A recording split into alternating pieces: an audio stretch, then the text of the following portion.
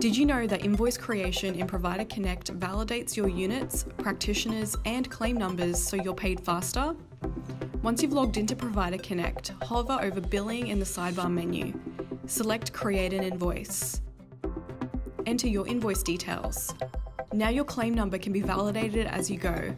We will let you know if something isn't right along the way. If you don't know your claim number, you can enter the worker's full name. Enter the date of service.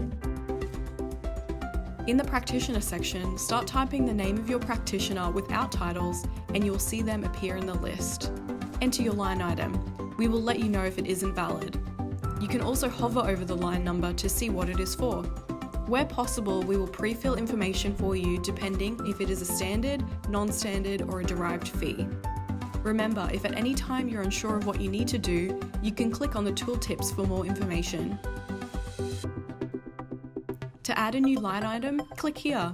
To clone a line item, click here. Then submit your invoice as per usual. It's that easy. Try it for yourself today.